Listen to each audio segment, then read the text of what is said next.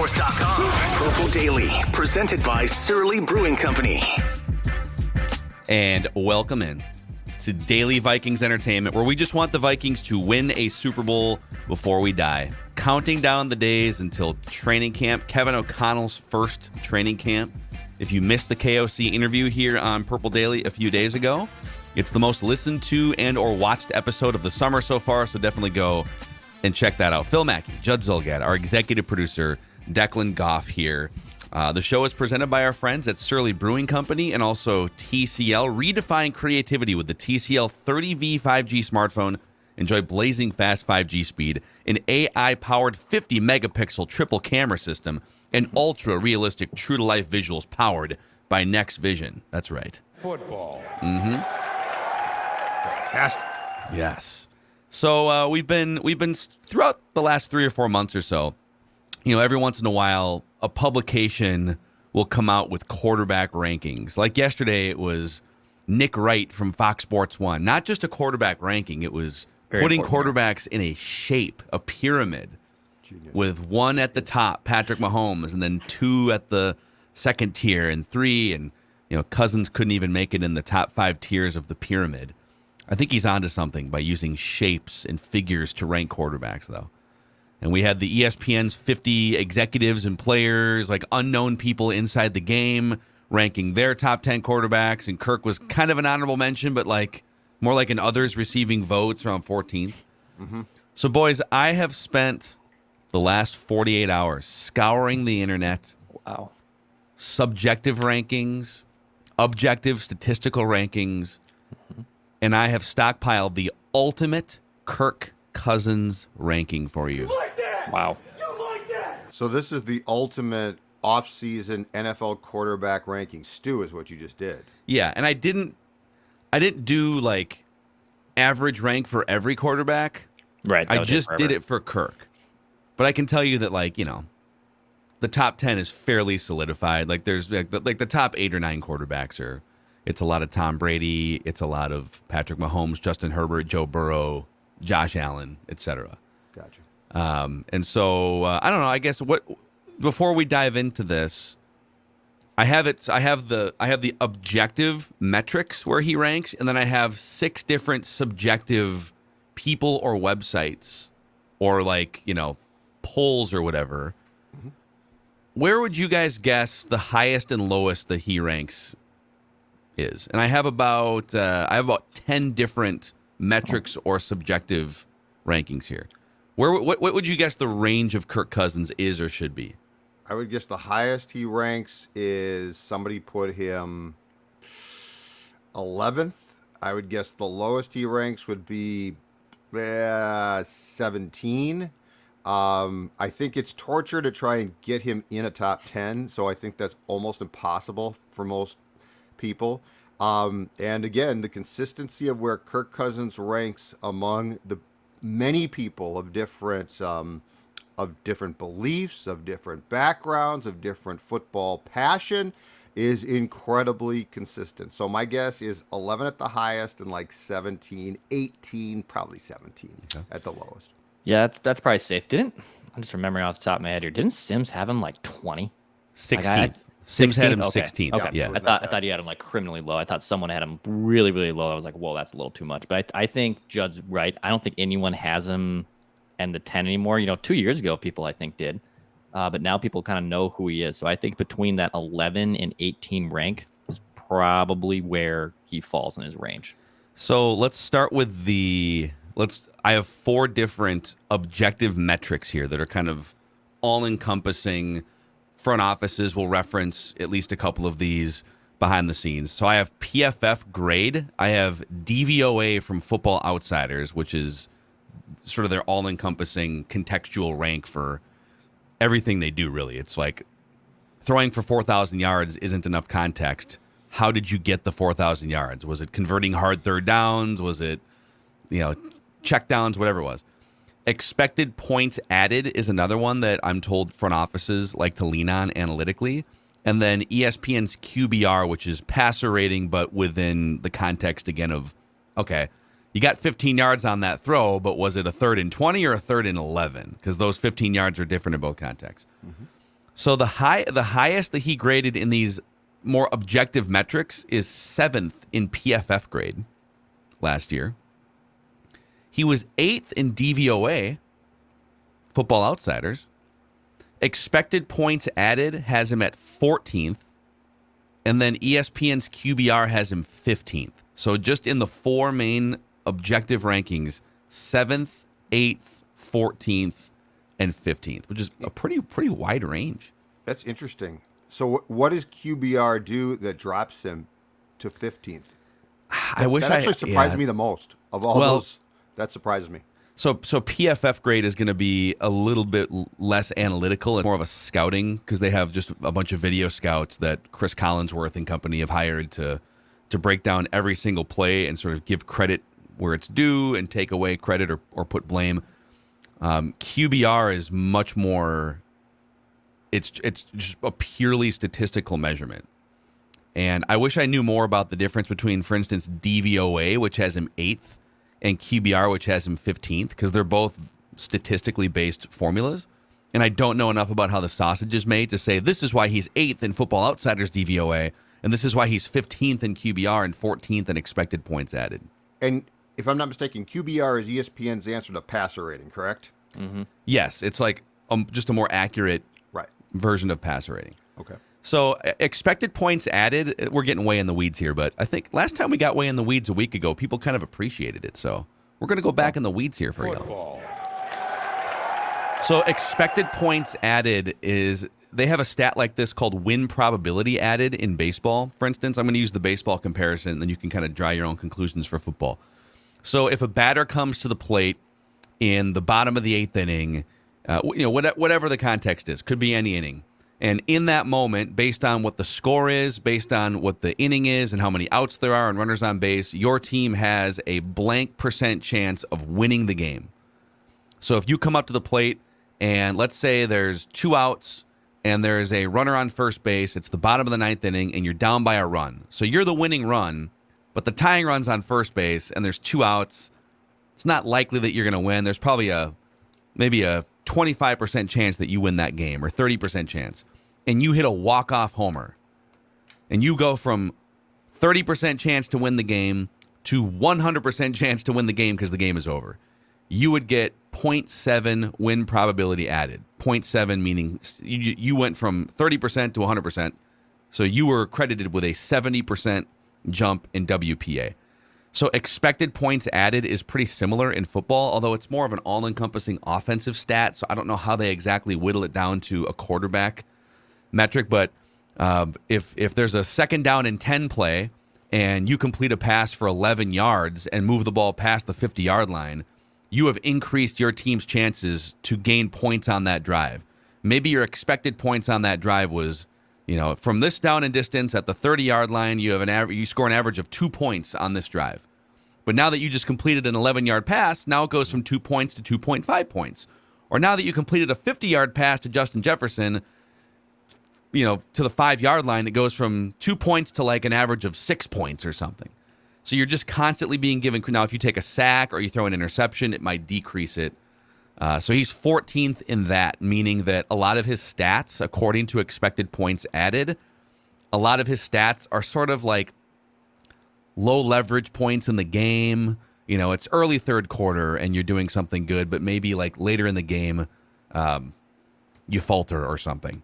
So just to put some context behind these metrics, if you guys haven't glazed over by now. He ranks between 7th and 15th on these. And like in baseball, I know when you're talking about wins probability added, like Emilio Pagan has a horrible wins probability added this season because he's blown like 7 different games. So so he's coming in situations where all right, the Twins have a 70% chance to win, and now they lost. Right. So you get properly penalized if you light your team's chances to win or score points in football on fire. Correct. Which in fairness, he doesn't do a lot of that. Like he's not throwing pick sixes and stuff. And that's where this gets really intriguing statistically. That's the most important thing, and that's where people who think that we hate Cousins are absolutely incorrect. He doesn't really sabotage you. And actually, this plays into why does he have such a high PFF grade? Well, PFF is about punishing you if you do something bad. Like if you get drummed, forklifted off the line of scrimmage as an offensive lineman, it is your fault that guy plowed through you and now there's a sack, right? Yes. How many Yes, times right. when you're watching Kirk Cousins, the argument isn't how many times he's at fault for something. Right. Because he's not really ever at fault for things. If he throws let's say there's maybe there's a play where he throws an underneath route to Adam Thielen on a crossing pattern, but Justin Jefferson was actually open 25 yards down the field, and he took sort of this, like the safer throw in that situation. Right. He's going to get positive credit on that play. He's not. Yes. You're not going to get dinged like you threw an interception. He's getting a lot of positive credit. I think the question is how much more is out there in some of these situations. There's an old saying that's very appropriate to Cousins, and it's this: the devil is in the details. Because it's the details about Kirk that become the talking point. Yeah. Okay, so those are the more statistically or objectively based rankings: 7th, 8th, 14th, and 15th. Okay. I've also found, and there's probably more out there, but these are the 6 that I landed on. Subjective rankings from NFL.com's QB Index, which is just like one of their authors putting together rankings. Yahoo Sports, the ESPN 50 executives, players, coaches thing that we talked about this week. Pro Football Network, Nick Wright from Fox Sports 1, just for fun. He's a talking head. And Chris Sims. Okay. And in order, the highest ranking from any of these subjective platforms is the NFL.com QB Index has him 13th. Yahoo has him 14th. ESPN's 50 executives have him 14th. Pro Football Network 15th, and both Nick Wright and Chris Sims have him 16th. So if you take all of these 10, objective and subjective, and take the average, he is the 13th best quarterback in the league according to the football world, if you will. And the amazing thing about life is how often consensus comes to the correct conclusion. Because that's almost exactly right. And like this has been, I think, this very conversation about where should Kirk rank has been realistically probably very fairly going on for 2 or 3 years now. And I think unless you're just a complete Cousins crusader who's lost his mind, I think a lot of people agree this is the ballpark. Like this is it, right? 12's good. 12's, I think, about as high as Kirk can hope for. But I think 13 or 14 is the most realistic place. And the amazing thing is you can change anything that you want. But to date, I feel like we go into every Kirk Viking season now talking about the fact that, 13 is very fair. Yeah. And even, I can't even go down this path because it took me 3 times to pass college math, so this could get really fun. But it seems like he has low standard deviation, right? So like the standard deviation of all the rankings of where he's falling, it's in the same group. Like there isn't someone that's putting him 6, 7, and someone that's Standard putting 18, deviation 17. reference here. Look at that. See, it took me 3. Actually, it was stats that I passed. I failed math twice. Oh, and I you can failed take the stats stats. class, and then the Stats stats was class hard. counts as your math credit. So technically, I failed math twice, and I passed stats on the first try. But that's neither here nor there. But the standard deviation of where he is ranked among all of his peers is low. Like no one's going to have him as a top 10 guy. Everyone has him in that same cluster between 13, 14, 15. Yeah. Yeah, so of the 10, 8 of them have him between 13th and 16th. And the 2 that have him higher are PFF overall grade 7th, and DVOA has him 8th. So you could say on one hand, all right, well, DVOA and PFF grade are both like one of those is a highly regarded scouting grade, and the other one is a highly regarded analytical grade, and they both think he's a top 10 quarterback. And I think I would tend to lean. I don't think Nick Wright and Chris Sims have it correct either. I don't think he's 16th. I've said all along Sims he's like too the low. 13th or 14th best quarterback. I'm like right between the Yep. top and the bottom range of where all of these publications and people have him. So if you strip away the statistical analysis for just a second, ask yourself, if you watch Kirk a lot, a very simple question. I think this crystallizes itself, and that is, what does Kirk do to lift you? Because a quarterback, there are certain spots in sports that have to lift you, right? Goaltending in the playoffs. What does the goaltender do to lift us? And I think the answer is, from watching Kirk, and I don't know that this one can be quantified completely in a stat, but from watching Kirk Cousins play on a weekly basis, how often does he lift you? And by that, I mean 2 times a year is the end or the dagger pass to Thielen in the Superdome against the Saints in the playoff game. Is that the norm? Because that's lifting you. Like, that's a great play. That's a great catch, but it's also a great throw. It's weird that we still reference that, too. Like, we'll see. I agree. That literally was 3 years ago. Do people do that with the other top quarterbacks? Remember that throw 3 years ago that Josh Allen made? It's like, no, he just makes those throws all the time. And, yeah. So, if Kirk did that, like, if you could count on Kirk in those situations 2 times a year to be like, he did it again. Unbelievable. That's the difference. Like, I think Kirk is a safe quarterback. Kirk is not going to submarine you. No question about that. But what does Kirk do when it's the Super Bowl and you're playing the Bengals and you gotta have it? Does Kirk stare down a receiver over the middle and then throw to another one? Like, seriously, that's where the devil is in the details of the Cousins conversation, because those are the things that can't be quantified, and because now we're in an era of such statistical breakdown, and the stats say this, the stats say that, the advanced metrics say this or that. I think we lose sight of why when a person does rankings that come from actually watching film, Kirk Cousins falls below where the statistical analysis would put him. Yeah, but I mean the ultimate comeback there is PFF grade is based entirely on film, and that's the highest ranking, which is 7th. I disagree with that one though. So you disagree with? I disagree with PFF's analysis of scouts watching Kirk. I feel like doesn't watch enough Kirk then. Well, no, they watch more Kirk than anyone. That's the weird thing about the ranking. They're literally breaking down every single detail of every play. Multiple people. But they're missing something. They're missing something there. They just flat out are. I agree, but it's very interesting to me. Yeah. Well, I would love to know exactly how that stew is made then and how they land on that. That intrigues me.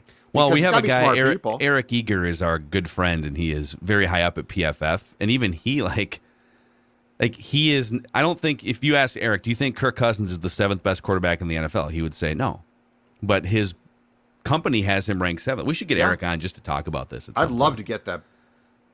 He can't like rip his company's secret formula, but it seems to be an interesting gap here. I have a question about the best version of Kirk Cousins that we hope to see in the next couple of years under Kevin O'Connell, and a comp from a few years ago that I want to run by you guys. But first, a shout out to our new friends at Equity Partners. So we had a chance to hang out with Ryan, who was one of the founders of Equity Partners, back at the late April Purple Daily Draft Party.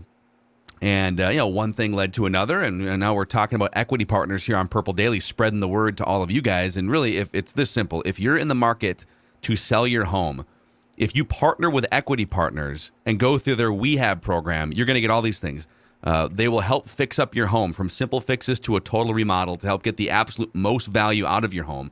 And you'll be able to move before you sell. Think about the pain in the butt it is to time up. We're going to sell our home, but we need to time up the offer that we put in, and then we have to worry about potential fixes or remodels to maximize the value. There is no dealing with showings. There's no dealing with the remodels. They will handle all of these things for you so you can put offers in on your next home, non-contingent on the sale of your current home. Learn more at equitypartnersmn.com. equitypartnersmn.com. And cheers to the summer of Surly, Judd.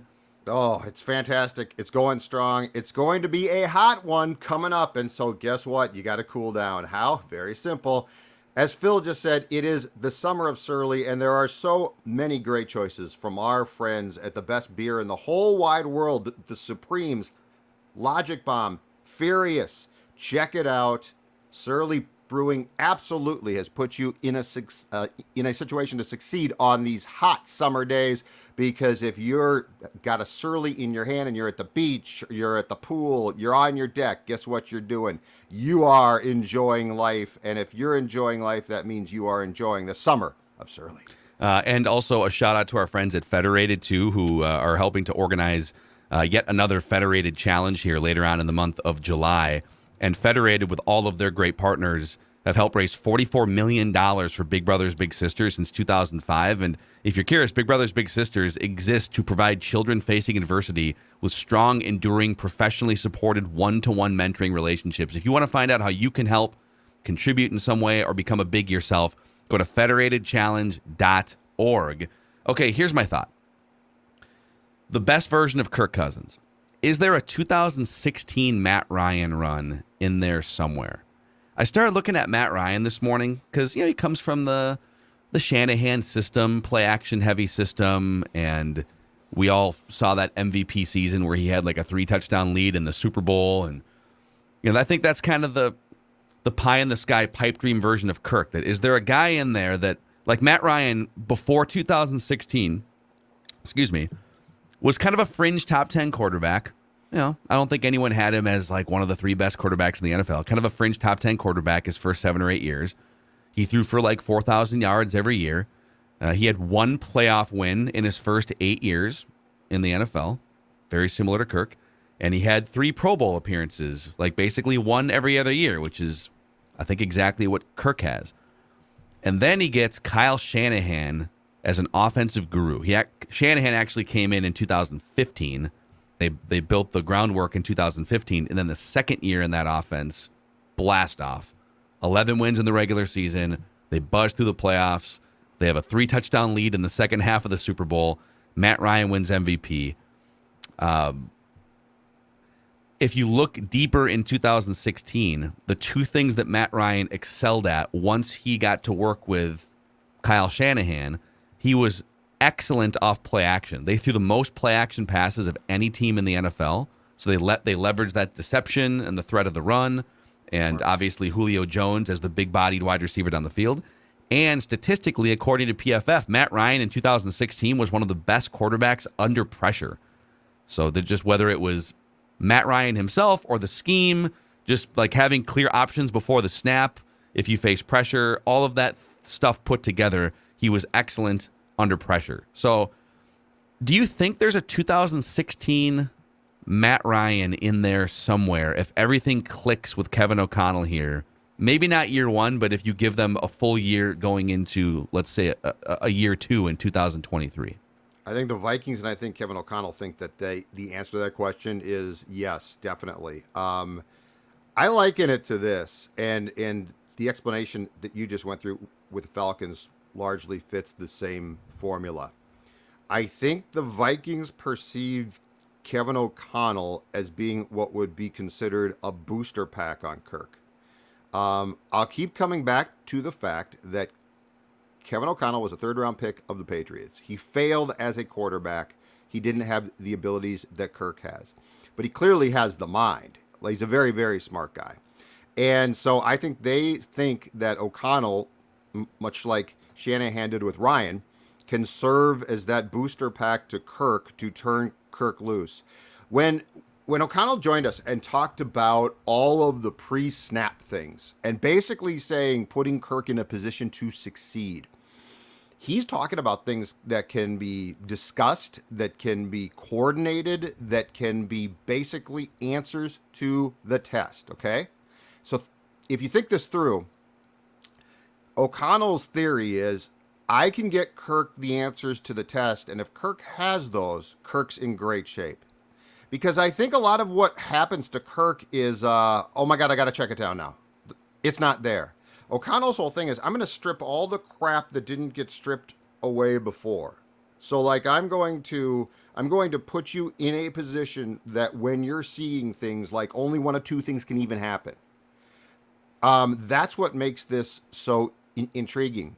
And it is a Frankenstein experiment.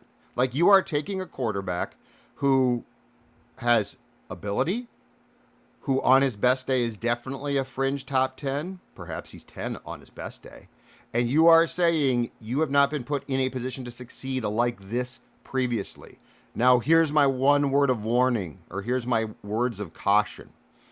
Kevin O'Connell had O'Connell and Cousins worked together in Washington. And if you go back to what Kirk had in Washington, he had some pretty good coaches. So basically what you're saying is you're banking on the fact that Cousins has now been replaced by a better Kirk, which is possible, and that the year that O'Connell was the OC in Washington for Kirk, he, through his experiences, has grown too. So you're essentially eliminating the Washington years and saying the Vikings problem has been that Kirk hasn't gotten the assistance. And it would be interesting, it's impossible, but wouldn't it be fun to actually see a ranking if we just said, who are, and I don't mean book smart, who are the smartest flat-out quarterbacks? Rank them, the smartest quarterbacks. Like, who has the most ability to say, Joe Burrow's got some sort of weird chip. Well, how would you define quarterback smart? Because I think there's two ways to define it. There's the preparation and like Chris Sims is really smart as a quarterback. Yes. But then obviously you put him, like as an analyst, the guy can break down anything. He can probably break down film, etc. Yes. But then there's I'm standing at the line of scrimmage and there are live bullets firing here. It's one thing, street smarts. So it's game smarts. Because Christian Ponder's a bleeping very smart person. Yeah. And I'm sure a lot of dudes can break down film and tell you. Yeah, you can go up to that chalkboard at the combine and fool me every time. Oh, you're the greatest thing ever. Oh, you're not good. You're the chalkboard. You're drawing up on the chalkboard, baby. Chalkboard. When's the last combine that had chalkboards? Give me the football. Give me football. The sounder. I want the sounder. He's asking for the sounder, Phil. Phil's paying no attention. Oh, I'm sorry. No, I'm sorry. I'm reading a. But anyway, I'm reading something right now. I think that's where I'm also on a different page waiting for random Viking of the week here because our production is a little bit different today. I also have that football bed here. Oh, you're good on that bed? Okay, then I'll go back to the football page. Okay. I'm sorry about that. I didn't mean to. No, it's okay. Here's the problem. No. You just call for random sounders sometimes. You do it all the time. And we're not fully ready for them. You just think that we just have... I figured it was right there. You know what? You've been doing this going back. You've been doing this going back to when we were on full strength in the ring. Like, Declan, play the sounder. Which one? There's 100 sounders. No, I know. I said the football sounder. I very specifically said that. Anyway, so it's a street smarts football mentality. A guy like Burrow, Brady, they've got it. It's incredible. And that's where I think you really get into the conversation about what Kirk's downfall has been at times as a Viking. And that's where I think O'Connell is being counted on to make up for any deficiencies to allow Kirk to use his abilities, which are, pretty damn good, to maximize his potential. Mm-hmm. Yeah, I think he does. But everything has to be around him. Judd's right. It's a Frankenstein kind of experiment, but like Matt Ryan showed he can do it. And I know we're beating this one to dead horse. Cousins Crusaders, beat this to a dead horse. Joe Flacco did it in 2012. Eli Manning did it twice. It's possible. Is it realistic? Maybe not, but it's possible. It's 100% possible with the right infrastructure. I think the biggest, the Eli comparison kind of bothers me because Eli's personality wasn't swashbuckling gunslinger Brett Favre, but if you watch him play, he had a lot of Brett Favre in him. Totally. Just a guy that could improvise and would just throw the ball into tight windows and didn't care about interceptions as much. And obviously the variance of playing that way sometimes results in you leading the league in interceptions and your team being bad. But when you're playing that way and things are clicking, you can win Super Bowls. Right. So you could say, well, Cousins is better than Eli. I would say this. The best version of Eli is better than the best version of Kirk.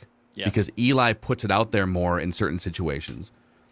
But the worst version of Eli is a much bigger train wreck than the worst version of Kirk. Because Kirk just doesn't have it in him to sabotage a game and throw. Remember that game where Eli threw 4 interceptions? Like Darren Sharper picked him off a couple times, and Kirk doesn't have he has one of those games basically as a Viking against the Falcons at home in whatever it was, 2020. Yes. So, yeah, we'll see. I guess 2016 Matt Ryan is that's probably the best version pipe dream if they can get it there. And it would probably be in year 2 of Kevin O'Connell. Real quick before we move on to other things here. If someone had told you guys right after he was signed in 2018, all right, 4 years later, he's going to be the 13th best quarterback in the NFL, how would that sit with you? With the money that you have shelled out for him over the last 4 years, would you have expected more than that? Yes, a lot more than that. If you had told me on the day he signed, or if you told me before he signed in March of 18, hey, Judd, here's the thing. By 2022, he's never going to be, by people who know what they're talking about, considered a top 10 quarterback. I'd say, okay, you know what? Then let's not do it. My whole thing was, and why I liked it, was I didn't think the Vikings were getting a top 5 quarterback, but I certainly thought he'd fall in the back list as the train goes by. Excuse me. That's the Cousins train. The, Hop on, boys. Hop it's on. The Crusaders. It's the Crusaders. They're all flipping me the bird. I would have thought that he would have fallen in the back half top 10. So like I would have, if you had asked me what do you expect, I'd say, you know what, 6 to 10, I'd be fine. But if you had told me that it was going to be, hey, he's going to make one great playoff play. And Phil, you bring up a really good point. It is amazing that we always have to, and I feel like we do come back to that throw to Thielen. Like, you're exactly right. Like, congrats, that man. It was a great throw, dude. Do it again. Do it again. Do it again. Exactly. But we always do because I think it's a great example of what Kirk Cousins can do when Kirk Cousins is at his best. Yeah.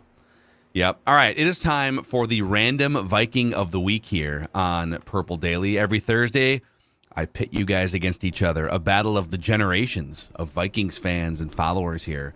And it's presented by our friends at Livia, who've helped Judd and now Judd's wife lose a lot of weight in 2022.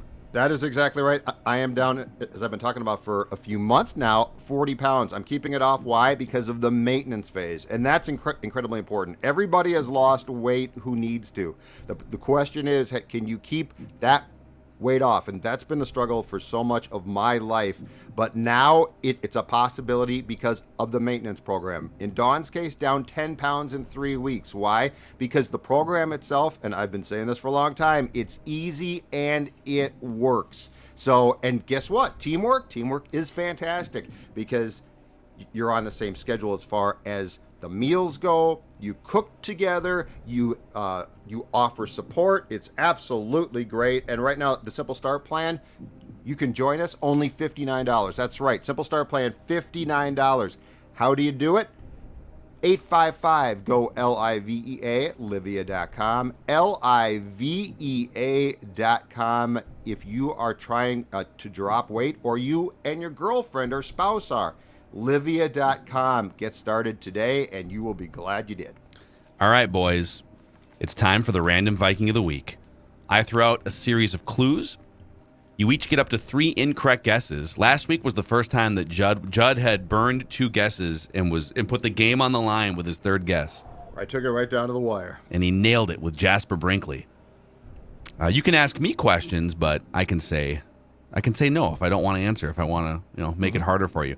The last handful of random Vikings: Jasper Brinkley, Cedric Griffin, Matt Asiata, Pat Williams, Corey Chavis. Let's start here. This random Viking originally hails from Mount Kisco, New York. I have no idea where that is. I know it. I don't even know what that is. I'm not going to write it down. His parents' names are Ulrich and Marilyn.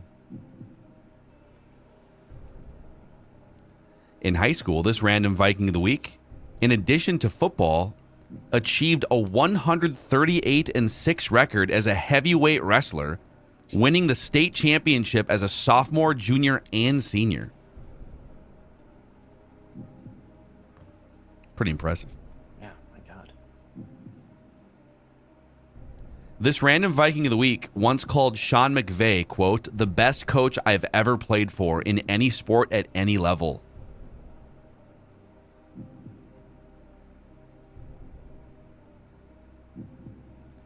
This random Viking of the week played 153 games in the NFL.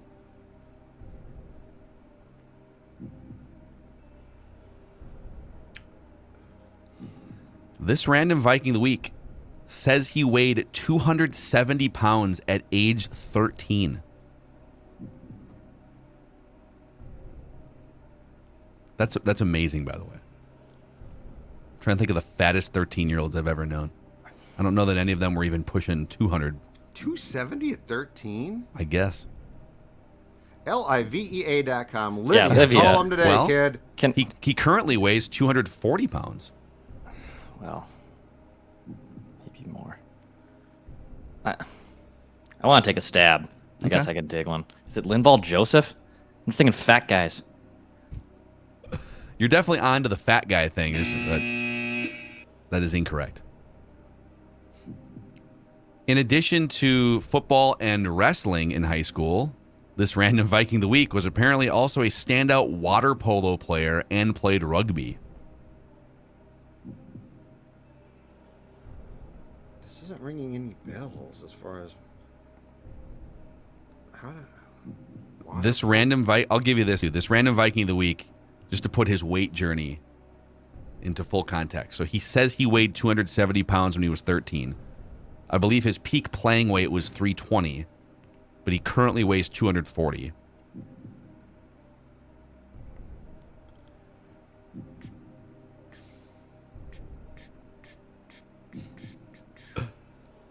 I love random Viking of the week. Watching you guys squirm. Loves Sean McVay. This random Viking of the week played for these NFL coaches: Sean McVay, who you know, Brad Childress, Leslie Frazier, Mike Zimmer, Jay Gruden. Is it John Sullivan? Yeah, Oh, there it is. that's an official guess. Yeah, that's it. There it is. John Sullivan. I didn't give you the college because I thought it would give it away. If I said he played college football independently, I thought that would be. I have no I mean, I covered him. I don't remember him playing for McVay. Yeah, well, no, dude, he Super Bowl. went to the Super Bowl with Sean McVay. Oh, in 2018, that's right. I forgot about that. Mm-hmm. Yeah, he was the starting center for 2 years Right. for those. I don't remember Rams him teams. saying he was 270 pounds at 13. Yeah, That's and I would have either. never I have would pegged a hardly remember. center to be that. Oh, they can be fat. I mean, Well, Burke, yeah, but Burke was still. huge. Burke was huge, and now he weighs like 12 pounds. There's a have photo from 2 years ago of Sullivan. He kind of went off the grid after he retired for I don't know 6 or 9 months, and then the first photo he posted of himself was in some sort of gym, just absolutely cut, like 70 pounds gone in the first year, and just rock. Him, Jeff Saturday, Matt Burke, a lot of these guys just boom, 75 pounds, chiseled. Alex Boone, and then he put it back on. So Boone retired, and then did a bunch of. He did like these. He went out to San Diego and did like an Ironman challenge with like Navy SEALs or something. Look at And Hutch. then he put it all back on. It's crazy. Yeah, Hutch did the same exact thing. He's skinny now. Insane. So there it is. Judd Zulgad taking it down here. Random Viking of the week. Presented in part by our friends at Dennis Kirk as well. Dennis Kirk has what you need for this riding season here, the rest of the summer. Over 160,000 parts and accessories in stock for Harleys, Indians, Metro Cruisers, sport bikes. Free shipping on orders over $89 and same-day shipping on orders placed before 8 p.m. Whatever you ride, they've got what you need at DennisKirk.com. All right, boys, there you go. Judd's back on a 4-game winning streak here. Random Viking of the week. The swings are epic. Declan for 4, Judd for 4. Oh. Incredible Back and drama. forth, back All and right, forth. that's your daily Vikings entertainment here on Purple Daily.